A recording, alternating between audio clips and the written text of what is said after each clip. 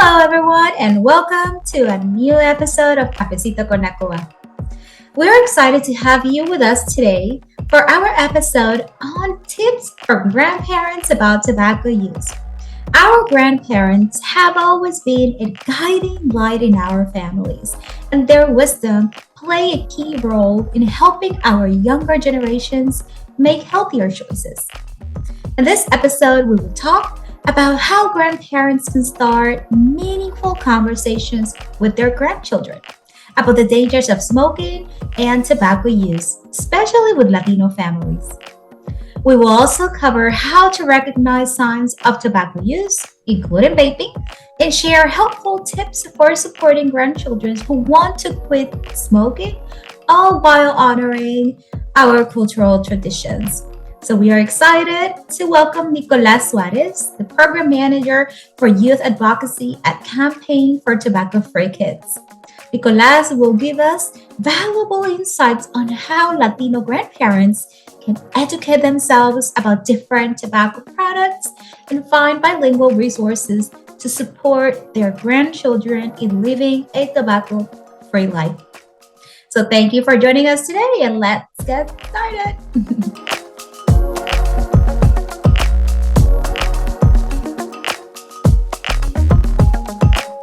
Look, one of the most important things that a grandparent can do first to start a conversation is really educating themselves. Let's use e-cigarettes as an example, right? The first thing to know that e-cigarette is a battery-powered device that heats an e-liquid that usually contains nicotine. And whenever someone uses that product, they are inhaling that into their lungs. That can contain a varying composition of flavorings and other chemical additives. Young people know these products by a variety of names.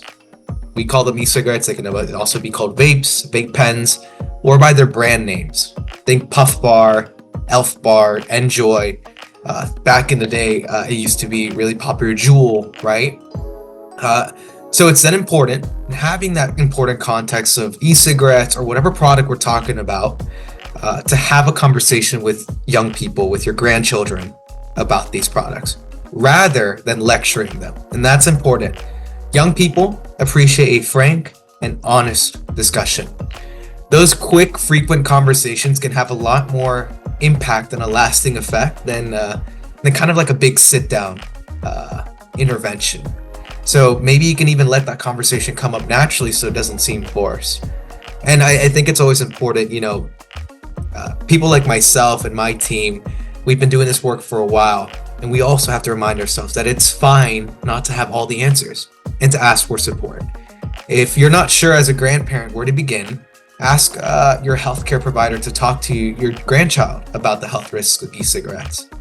Reiterate that importance of letting young people know that they are not alone. And for Latino families in particular, something that comes up a lot in this line of work is letting young people understand the context of how we are here today. When it comes to these tobacco products. For Latino families, that historical context, for decades, the tobacco companies, the tobacco industry, the commercial tobacco industry, has been disproportionately targeting the Hispanic Latino community through ads, price promotions of cigarillos and little cigars, in neighborhoods with higher Latino Hispanic populations. All of that has been manipulative, and it has been deceitful and targeted toward Latinos. So any young Latino person using products today, it was part of a plan by these industries to get them hooked in the first place. And as grandparents, as adults, it is our responsibilities to help guide them through that process and provide that support network wherever possible.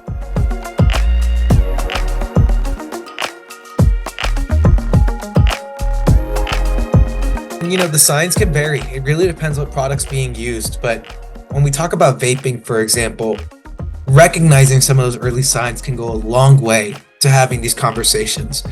If your grandchild is spending more time alone than usual, or coming up with excuses to frequently step away, those may be some early warning signs. Grandparents should really watch out for changes in behavior in their grandchild that indicate nicotine addiction, like changes in appearance, mood, sleeping patterns, or impulse control.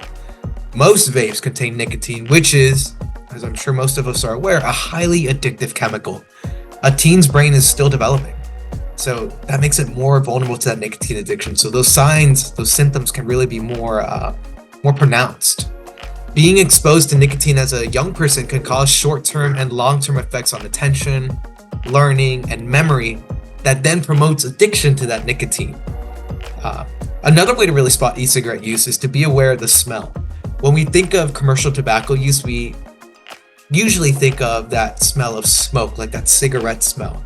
But now these products are coming in different flavors. So if you notice a faint but sweet scent like a whiff of bubble gum or strawberry cheesecake, there are some crazy flavors out there. We're talking like strawberry blow pop. I know once they were selling something called unicorn poop. I don't even know what that is, but if you smell anything that is sweet or oddly scented, that can be an indication that there is a vape being used or a vape in the vicinity.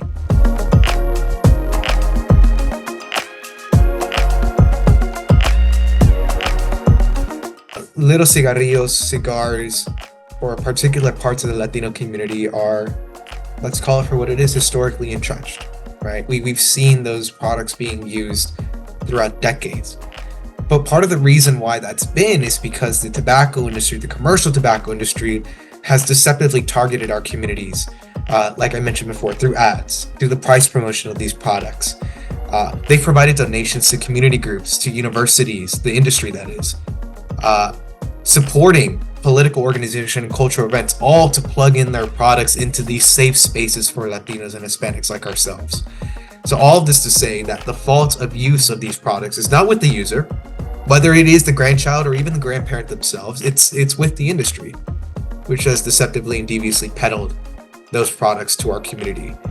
As Latinos, as Hispanics, when we're dealing with this issue, we need to make sure that we prop ourselves up for success. And how we do that is by letting the grandchildren, letting adults, letting the community know that we are not alone in this, and that we ourselves are a support network.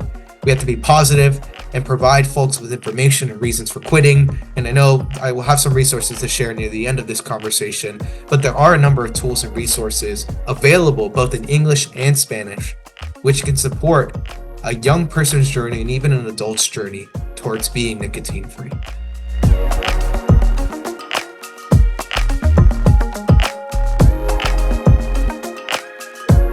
Commercial tobacco landscape is ever changing, right? I'm sure if we think maybe 10, 15, 20 years ago, we wouldn't have thought about talking about strawberry blow pop flavored e-cigarettes, right? But this is where we're at now. So before anything else, grandparents need to know, when we talk about vapes, for example, what e-cigarettes look like.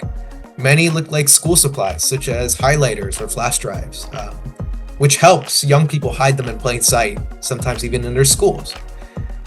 We've seen young people, unfortunately, using these products, in bathrooms and their school buses, right? So we have to keep an eye out for that. Some of the newer products even have video screens and look like smartphones. So just knowing what to look for can really help. Moving away from vapes, we also have other products like Zyn. It's a new tobacco product that has been quickly growing in sales. It's a small pouch of nicotine powder that users place between their lip and their gum. So it can deliver nicotine to similar levels of cigarettes, and it's very addictive. There's Elf Bar, which has been one of the most popular e-cigarette brands with kids. Illegal e-cigarettes like that have flooded into the country, and youth are using them in flavors like cotton candy, blue raz ice, and grape. And in the newest trend, we see disposable e-cigarettes. Manufacturers are now adding high-tech elements, with some versions even being able to play video games while the young people smoke, like Pac-Man or Tetris. So we're at a very crucial crossroads when it comes to this. And so with Latino grandparents and with Latino adults who are watching this, I encourage you to do your research, understand what products are out there. So it's really important that we prepare ourselves and really provide ourselves the tools necessary to have these conversations with young people, whether they are using now or whether they aren't. Because even young people who aren't using, we want to make sure they stay nicotine free.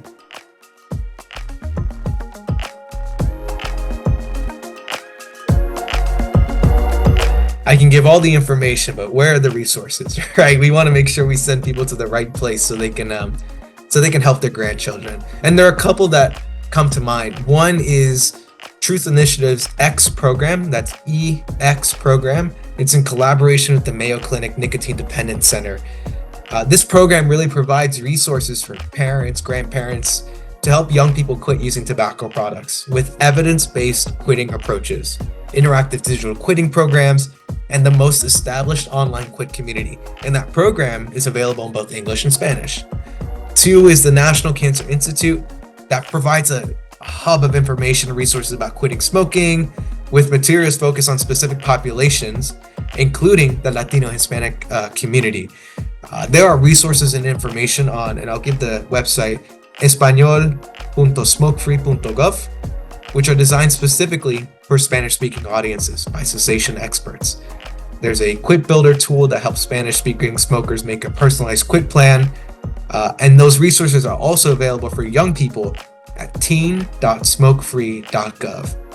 And finally, the CDC's website shares a robust set of resources to help smokers quit smoking in both English and Spanish, including a hotline called 1-855-Déjalo Ya, which is a national quit line created specifically for people who speak Spanish and want to quit smoking. And the CDC's website also includes a plethora of information for what we've talked about throughout this time here, the different types of products we're seeing, what the products look like, how the Hispanic and Latino community has gotten here, and so much more that I encourage grandparents and anyone watching this conversation to do their research in.